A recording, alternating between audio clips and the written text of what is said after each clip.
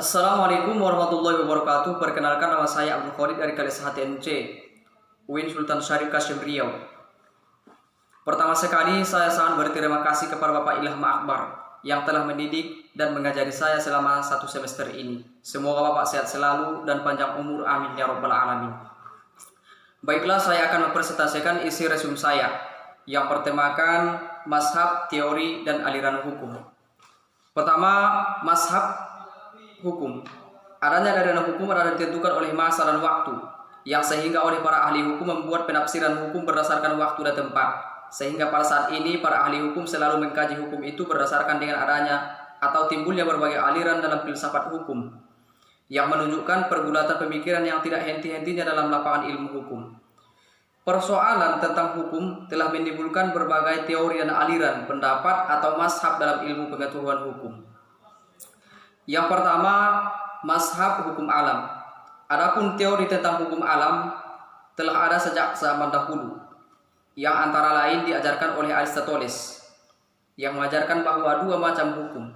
Yang pertama adalah hukum yang berlaku karena penetapan penguasa negara. Yang kedua, hukum yang tidak tergantung dari pandangan manusia tentang baik buruknya, hukum yang asli.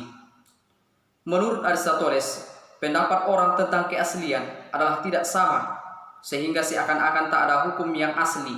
Namun haruslah diakui bahwa keaslian sesuatu benda atau hal tidaklah tergantung pada waktu dan tempat.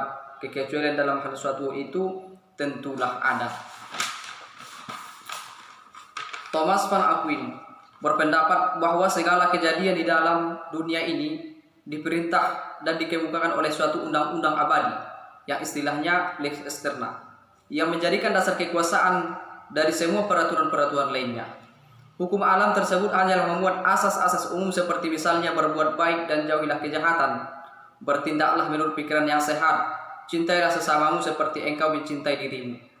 Hukum alam menurut Hugo de Gold ialah pertimbangan pikiran yang menunjukkan mana yang benar dan mana yang tidak benar. Hukum alam itu merupakan suatu pernyataan pikiran atau akal manusia yang sehat mengenai persoalan apakah suatu perbuatan sesuai dengan kodrat manusia, dan karena itu apakah sesuatu perbuatan tersebut diperlukan atau harus ditolak. Yang kedua, mazhab sejarah. Von Savigny berpendapat bahwa hukum itu harus dipandang sebagai sesuatu penjelmaan dari jiwa atau rohani suatu bangsa. Selalu ada suatu hubungan yang erat antara hukum dengan kepribadian suatu bangsa. Aliran yang menghubungkan hukum dan sejarah suatu bangsa dinamakan mazhab sejarah. Mazhab sejarah itu menimbulkan ilmu pengetahuan positif, hukum positif atau lus constitutum menurut oleh Sudirman Kartohadifurjo SH disebut tata hukum. Sedangkan menurut Lemarie ialah suatu hukum yang berlaku di daerah tertentu pada suatu waktu tertentu. Yang kedua, teori hukum. Teori hukum adalah suatu pengetahuan mengenai hukum yang berlaku. Beberapa teori hukum yang terdapat pada buku keterangan oleh Kansil SH, di antaranya teori teokrasi.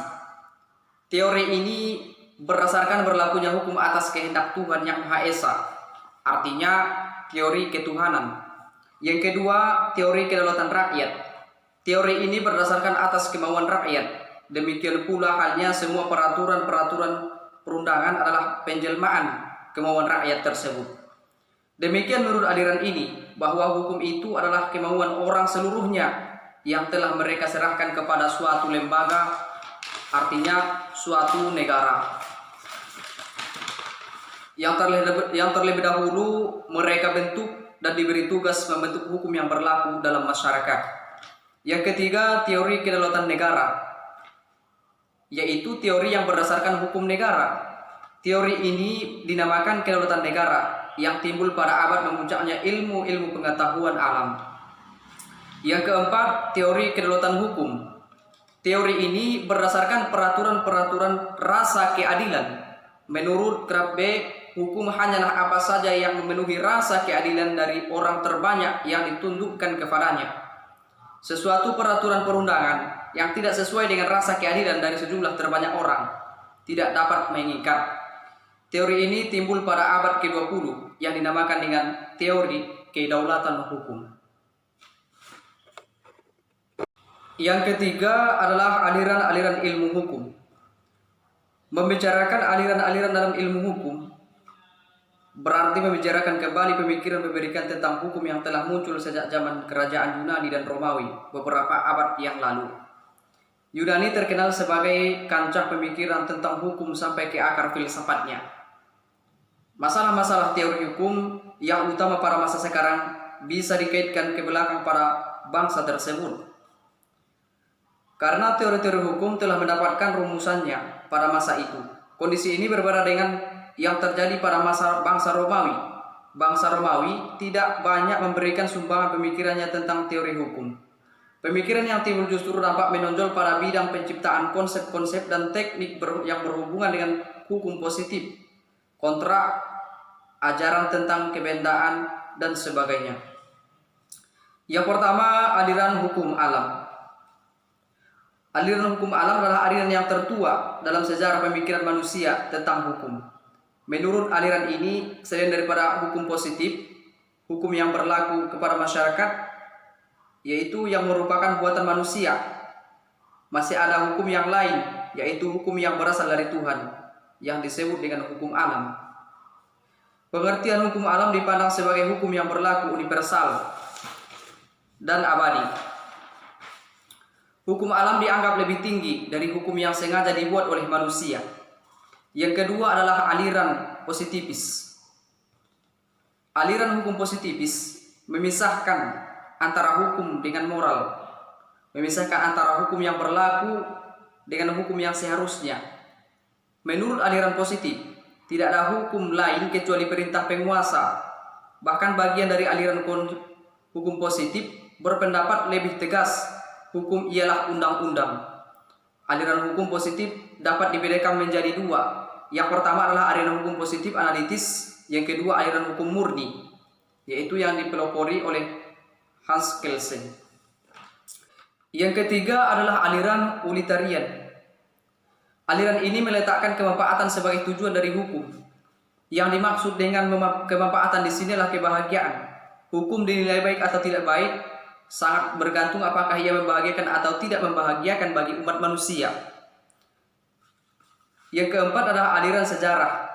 Munculnya aliran sejarah setidaknya dilatar belakangi oleh tiga hal. Yang pertama, rasionalisme yang didasarkan pada hukum alam yang dipandang tidak memperhatikan fakta sejarah. Yang kedua, semangat revolusi Prancis yang mementingkan tradisi dan lebih mengutamakan rasio. Kemudian yang ketiga, adanya larangan penafsiran oleh hakim karena undang-undang dipandang telah dapat memecahkan semua masalah hukum. Pemikiran rasionalisme mengajarkan universalisme dalam berpikir. Cara pandang inilah yang menjadi sebab utama munculnya mazhab sejarah yang menentang universalisme. Mazhab sejarah telah memfokuskan pada keberadaan suatu bangsa, tepatnya adalah jiwa bangsa. Yang kelima, sosiologis jurisprudensi. Platon lebih suka menggunakan istilah metode fungsional untuk menggantikan istilah sosiologis jurisprudensi. Hal ini dilakukan untuk menghindari adanya kerancuan antara sosial jurisprudensi dengan sosiologi hukum. Menurut Rasdidi, ada perbedaan antara keduanya. Sosiologi hukum memandang hukum sebagai gejala sosial.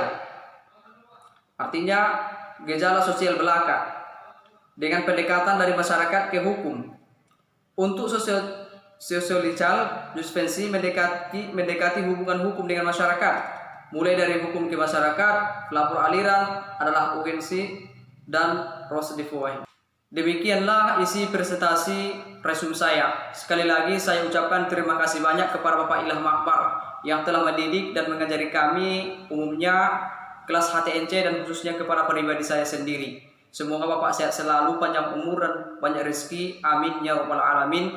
Wassalamualaikum warahmatullahi wabarakatuh.